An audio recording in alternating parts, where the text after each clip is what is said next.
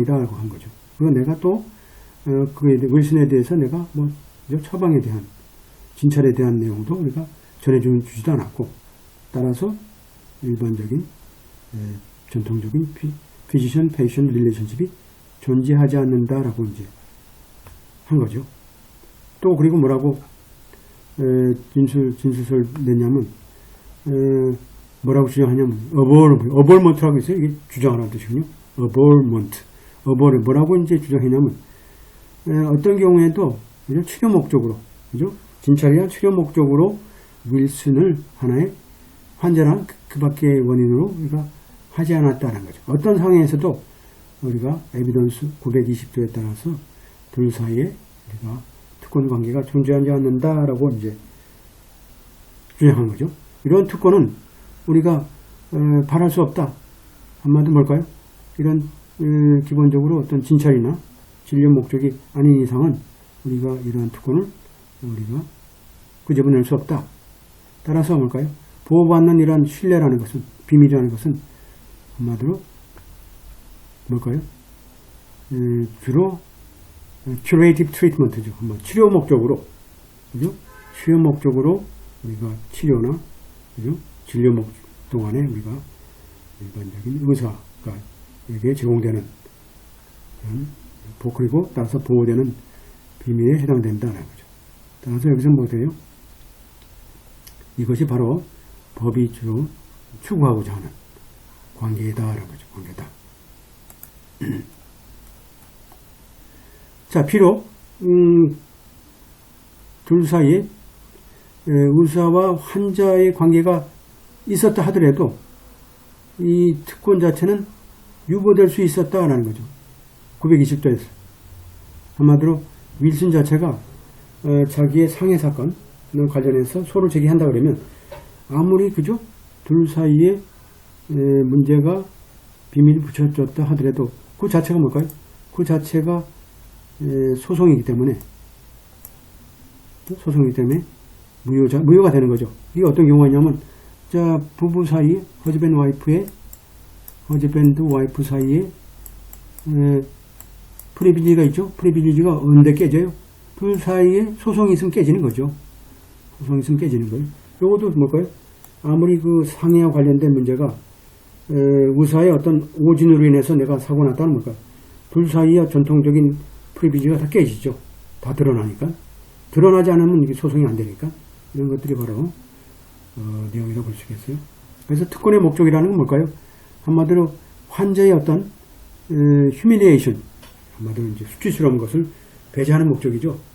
한마디로 그 자기가 아파서 그런 병에 대한 것을 공개함으로써 나타날 수 있는 그런 수치심 같은 것을 배제하는 거죠. 이렇게 전화에 다 공개되게 되면 그죠? 이게 문제가 있는 거죠. 그래서 만약 환자 자체가 자신이 공개한다 그러면 그죠? 그것도 뭘까요? 소를 제기함으로써 그리고 또 그 상해가 그 문제인 경우 더 이상 우리가 프리빌리지가 존재하는 이유가 되는 거죠. 존재하지 않는다. 그래서 피지션 페이션트에 관한 문제는 라이선스 피지션이죠. 한마디로 환자의 동의 없이는 절대로 민사소송에서 우리가 제기될 수 없는 거죠. 한마디로 환자를 치료함으로써 치료한 과정에서 취득한 정보에 대해서 그죠? 절대로 민사상 우리가 소송을 우리가 공개할 수 없다는 거죠. 그런 내용이 다 똑같아요.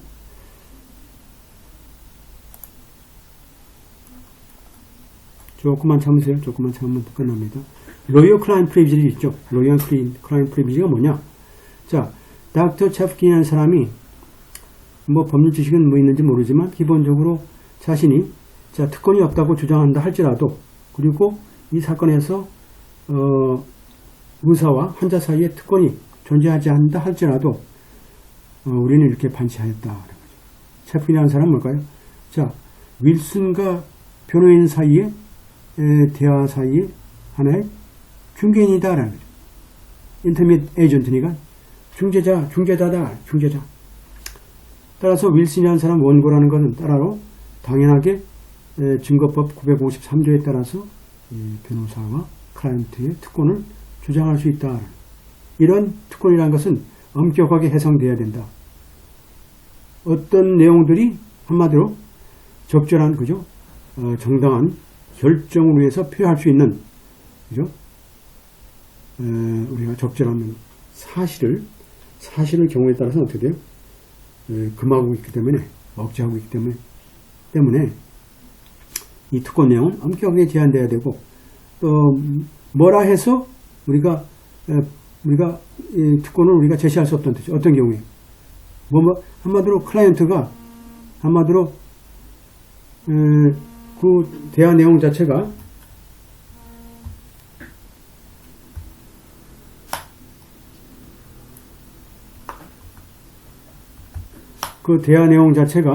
한마디로 뭘까요? 비밀이다 라고 하지 않는 이상은 우리가 제시할 수 없는 거죠. 그 특권을. 그래서 우리가 기본적으로 로이어가 이러한 정식 수임 과정에서의 우리가 나타나는 어떤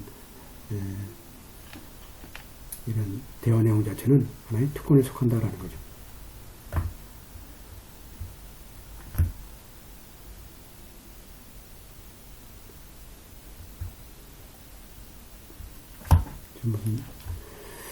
그리고 이러한 특권 자체는 우리가 공공이익을 위해서 공적인 정책에 의해서 필요하다는 거죠. 한마디로 주로 그 이익이라는 것은 주로 한마디로 이런 부당한 결정 자체가 결국은 적절한 증거를 한마디로 억제하는 증거를 어디였죠? 증거를 억제하는 것부터 나타날 수 있는 그죠? 그런 위험성을 우리가 정당화하는 것을 그죠? 정당화하는 것이다. 측면에서 볼 때 우리가 일반적인 공공의 정책에 있는 거죠. 따라서 적절한 수임 행위 자체 확인이라든지 어떤 권리라든지 어떤 소추라든지 어떤 소송의 항변 등등에 있어서의 어떤 적절한 그 legal representation가 수임이죠. 수임 자체는 한마디로 어떤 사실을 고객으로 하여금 자신 변호사한테 모두 공개하도록 하고 있다는 얘기죠. 자, 클라이언트 자체가 로이어한테 모든 사실을 공개하지 않는다 그러면 자, 뒤따라올 그런 상황이 어떻게 되세요? 뒤따라올 한마디로 자문 내용들이라는 게 아무 소용없는 거죠. 정확치 않으니까. 오도되지 않는다 하더라도 이러한 사용 별 필요 가치가 없는 소송 자체가 이제 나타날 거고, 따라서 이런 특권이 불린다 그러면 결국은 클라이언트 입장에서 볼 때도 한마디로 자기한테 호의적이지 않은 사실 자체도 공개할 수 있다는 얘기죠. 한마디로 로이어가 그죠? 변호사 자체가 한마디로 변호사한테 몰래 공개했던 정보를 그죠? 공개하도록 강요한다는 그런 두려움이 없이, 따라서 특권이 없다는 뜻은 뭘까요? 한마디로 로이어가 상대방의 이익을 위해서 그냥 단순한 정보 전달자로 전환하는 것에 불과하다는 뜻이죠. 그러니까 모든 정보가 정확하게 갖고 있다 그러면 이런 문제가 없는 거죠. 또 페티션 입장에서 주장은 뭘까요?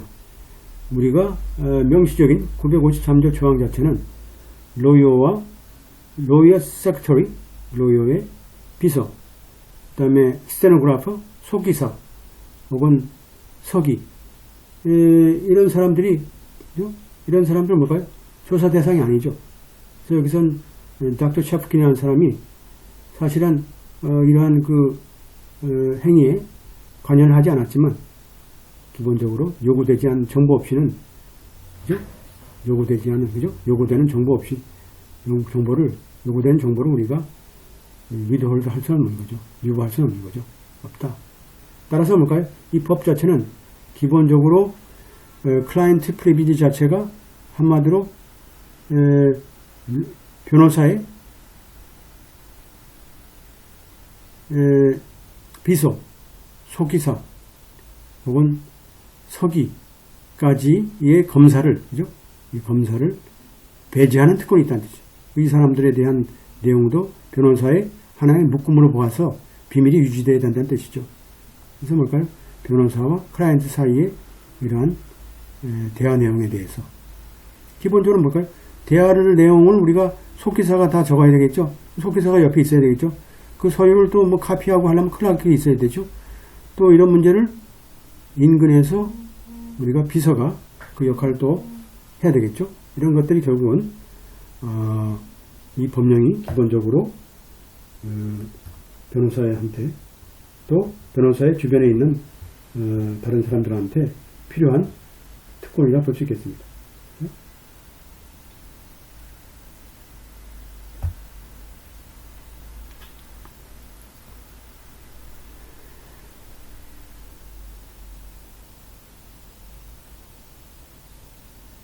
그리고 이제 우리가 이제 가끔 보지만 기본적으로 특권 자체는 우리가 일반적인 또 원칙도 있죠.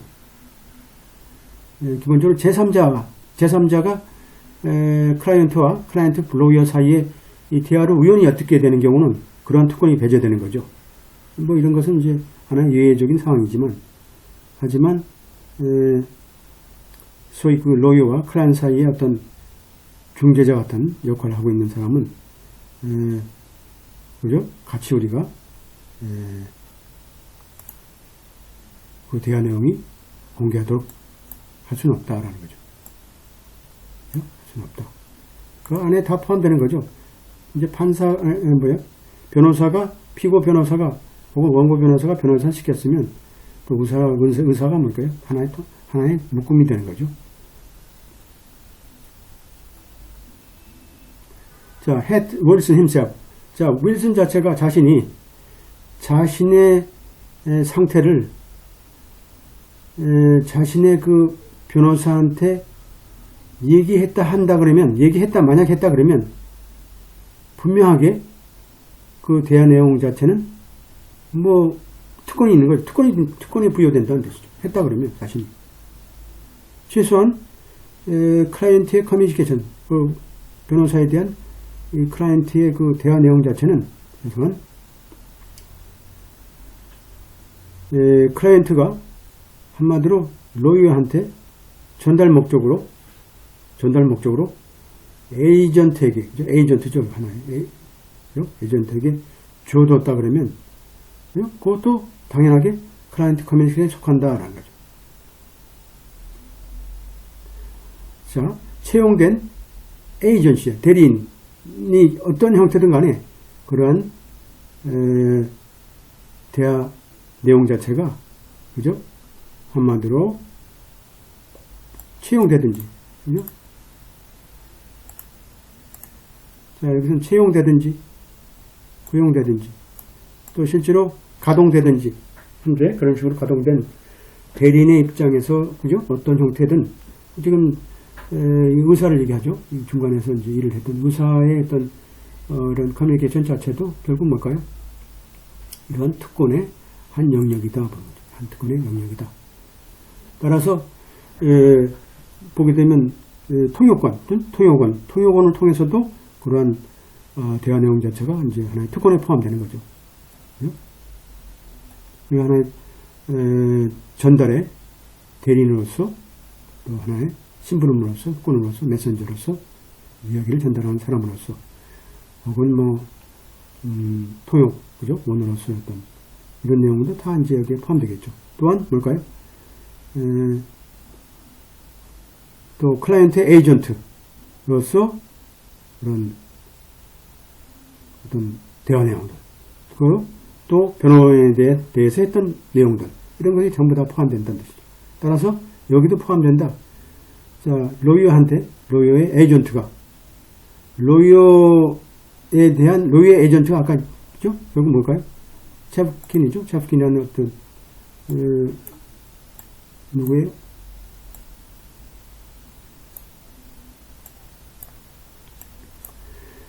체프킨은 소위 그 변호사의 대리인이죠. 의사라는 게. 그건 뭘까요? 자, 변호사가 결국 변호사의 에이전트라는 게 뭘까요? 클라이언트의 서브 에이전트죠. 에이전트라는 게 결국은 대리인이죠. 대리인이 있고, 대리인이죠. 대리인이라는 게 뭘까요? 대리인이라는 게 대리인, 변호사죠. 대리인. 여기에 또 대리인이 또 복대리인 주는 거죠. 서브 에이전트. 복대리인 주고 아까 그 닥터죠. 닥터 준 거죠. 결국은 뭘까요?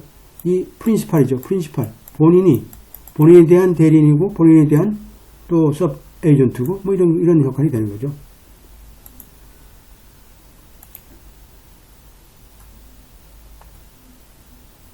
따라서 어때요? 클라이언트의 그 변호사한테 했던 대화 내용 자체, 특히 클라이언트의 어떤 육체적이고 정신적인 상태에 대한 우리가 이런 커뮤니케이션 자체는 결국은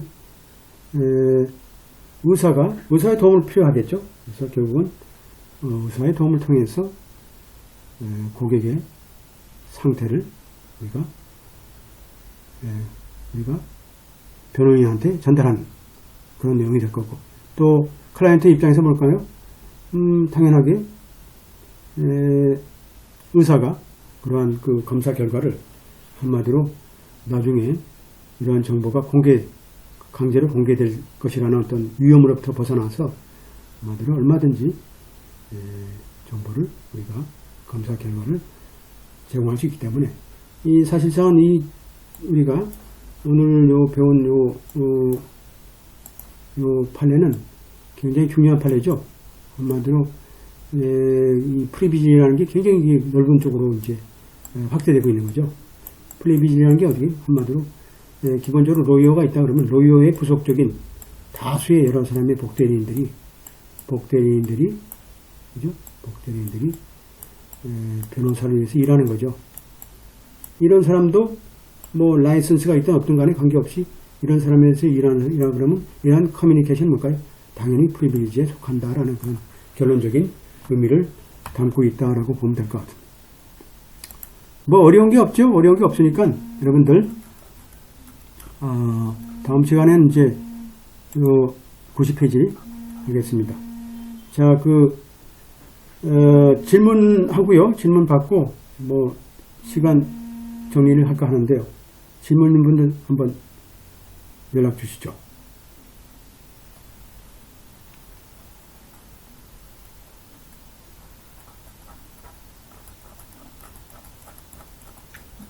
네, 특별히 질문 없는 것 같습니다. 예, 다음 시간엔 90페이지부터 또 하겠습니다. 오늘 또 고생 많으셨어요. 또 이게 또 온라인이라 여러분들 건강 조심하시고 다음 주에 뵙겠습니다. 감사합니다.